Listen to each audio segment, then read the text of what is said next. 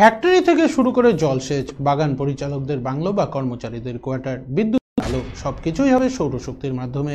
এমনই নজিরবিহীন ব্যবস্থা চালু করছে উত্তরবঙ্গের বৃহত্তম চা বাগান চ্যাংমারি।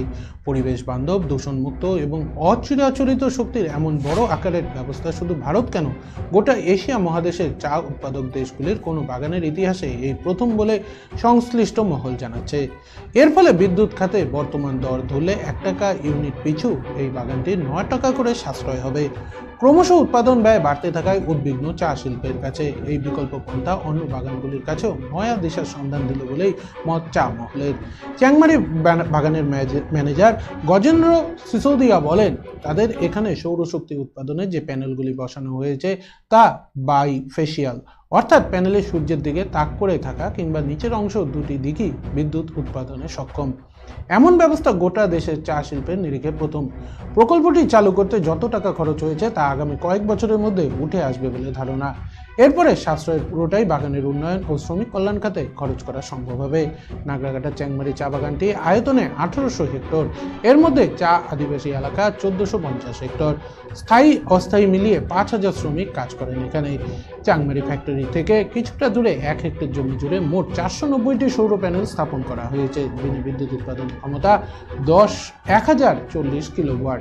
ডুয়ার্সের কিছু বাগানে নানা কাজে সৌরশক্তির ব্যবহার চালু থাকলেও এক লপ্তে এত পরিমাণ উৎপাদন ক্ষমতা সমৃদ্ধ প্রকল্প আর কোথাও নেই। এখন শীতকালীন খরা মরশুমের কারণে সমস্ত বাগানের উৎপাদন বন্ধ রয়েছে, ফলে চ্যাংমারি ফ্যাক্টরিও চালু নেই। তবে বাগান জুড়ে 15টি পাম্পের সাহায্যে কৃত্রিম জলসেচের কাজ ওই সৌরশক্তির মাধ্যমেই হচ্ছে।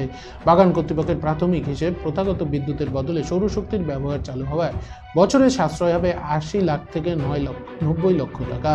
আগামী 5 থেকে 5.5 বছর পর থেকে তাদের যে পরিমাণ বিদ্যুৎ মিলবে পুরোটাই কার্যত বিনা খরচে। রক্ষণাবেক্ষণ বলতে সৌর প্যানেলগুলি সপ্তাহে 1 দিন করে ভালো মতো সাফ করে নেওয়া। এখন প্রতিদিন 3.5 থেকে 4,000 ইউনিট বিদ্যুৎ মিলছে, তা সোজা চলে যাচ্ছে ফ্যাক্টরিতে, সেখান থেকে বাগানের অন্যান্য অংশে সরবরাহ করা হচ্ছে। এতে দারুণ খুশি সেখানকার শ্রমিকরা। তৃণমূল চা বাগান শ্রমিক ইউনিয়ন চ্যাংমারি চা বাগান ইউনিটের সম্পাদক রিকি কর্মকার বলেন, বাগান ও শ্রমিক স্বার্থে এই ব্যবস্থা যে যুগান্তকারী একটি পদক্ষেপ তা হলফ করে বলতে পারি। মালিকের এই উদ্যোগে তারা সন্তুষ্ট। এই বাগানের শ্রমিক ও লুকসানের গ্রাম পঞ্চায়েতের সদস্য ফিরোজ আজমি বলেন, উৎপাদনের খরচ কমাতে এখন বিকল্প ভাবনার প্রয়োগ চা শিল্পের কাছে সময়ের চাহিদা হয়ে দাঁড়িয়েছে। উত্তরবঙ্গের চা বাগান বিশেষজ্ঞ রাম অবতার শর্মা বলেন, চ্যাংমারি পথ প্রদর্শক হয়ে থাকলো।